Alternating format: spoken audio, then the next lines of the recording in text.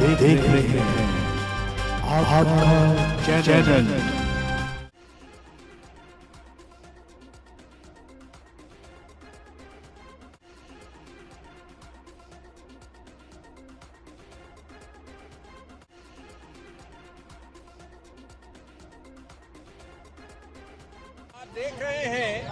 आप देख रहे हैं कि कितनी विभिन्न पार्टियों द्वारा ये डेलीगेशन गया है चुनाव आयोग।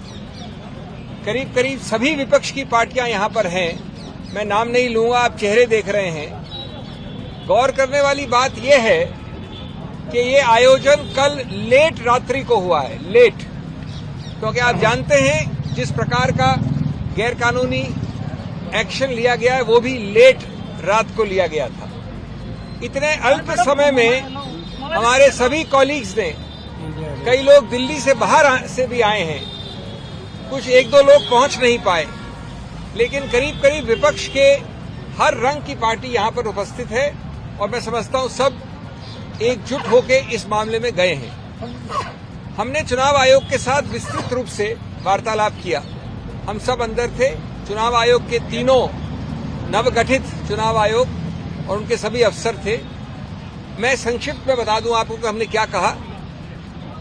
पहली बात कि ये बहुत ही गंभीर और व्यापक मुद्दा है।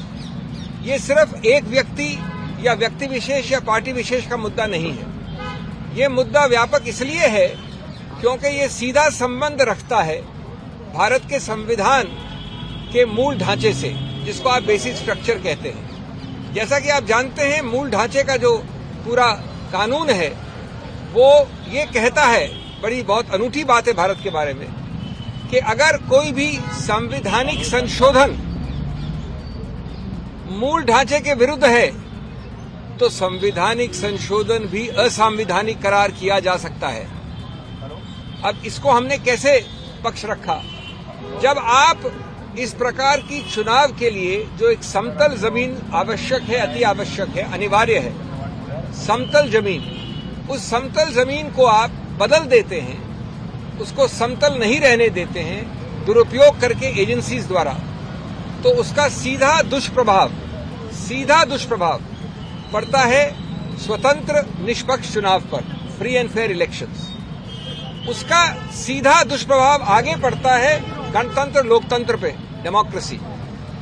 और स्वतंत्र निष्पक्ष चुनाव या लोकतंत्र गणतंत्र दोनों, उच्चतम न्यायालय ने केशवानंद भारती के समय से कहा है, बार बार कहा है, मूल ढांचे के एक अभिन्न अंग हैं। तो जब आप समतल जमीन को बदल देते हैं, नॉन समतल बना देते हैं दुरुपयोग करके एजेंसीज का, तो आप सीधा उस मूल ढांचे पे प्रहार कर रहे हैं, असंवैधानिक गैरकानूनी प्रहार। ये एक मूल मुद्दा है और इसके लिए सबसे बड़ा पुलिसमैन इस समतल जमीन का संविधान ने बनाया है, चुनाव आयोग को बनाया है। सिर्फ कोई स्टैट्यूटरी गठित संस्था नहीं है, ये संवैधानिक संस्था है। तो हमने उनको उनके उत्तरदायित्व की याद दिलाई और कहा कि आप बेझिझक होकर इस मामले में हस्तक्षेप करें। दूसरा पहलू हमने बड़ा रोचक रखा उनके सामने। हमने उदाहरण तो दिए, अभी मैं 2-3 दूंगा। स्वतंत्र भारत के 75 वर्ष के इतिहास में कई सरकारें आई हैं। उसका रंग ये भी हो सकता है, ये भी हो सकता है, ये भी हो सकता है। इसी सत्तारूढ़ पार्टी की सरकारें पहले आई हैं, लेकिन 75 वर्ष में कभी भी चुनाव के बिल्कुल शुरू में, चुनाव के आसपास एजेंसीज का दुरुपयोग ऐसे कभी नहीं हुआ। 75 वर्ष में पहली बार एक पदासीन मुख्यमंत्री को कल रात को गिरफ्तार किया गया है, पहली बार। कुछ हफ्तों पहले एक मुख्यमंत्री को मजबूर करके हटा के उसको गिरफ्तार किया गया। विपक्ष की बहुत बड़ी पार्टी, 125 साल से ज्यादा पुरानी पार्टी कांग्रेस के 94, 95, 96 के अकाउंट्स के विषय में 150 करोड़ से ज्यादा फ्रीज हुआ है। हमारे माननीय कांग्रेस अध्यक्ष, पूर्व कांग्रेस अध्यक्षा, सबने अभी आपके समक्ष 2 दिन पहले इस पर प्रेस कॉन्फ्रेंस भी की है। अभी हमको बता रहे हमारे मित्र लेफ्ट के, येचुरी जी खड़े मेरे साथ, उनको भी वैसे ही नोटिस आए हैं। तीसरा पहलू, हमने एक सूची दी 11 और हाल के रीसेंट उदाहरण।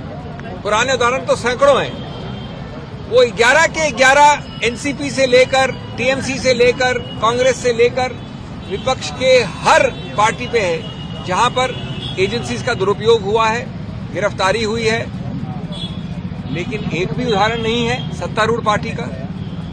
ये कौन सी जादुई पुड़िया खाई है सत्तारूढ़ पार्टी ने कि हर अच्छाई वहां है, हर बुराई यहां है, या सिर्फ बुराई दिखती यहां पर है?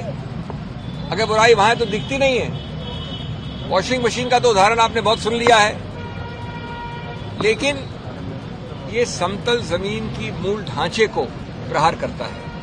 हमने 11 लिखित और उसके अलावा 14 उदाहरण दिए हैं अभी अभी चुनाव आयोग को। तीसरा पक्ष ये है कि अगर कुछ गलती भी हुई है तो आपने कहीं ये नहीं दिखाया कि अभी इसी वक्त एजेंसीज की रेड आवश्यक है, अभी इसी वक्त इनकी गिरफ्तारी आवश्यक है।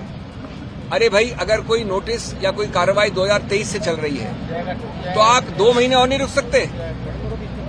आपको जो कार्रवाई करनी है आप करिए।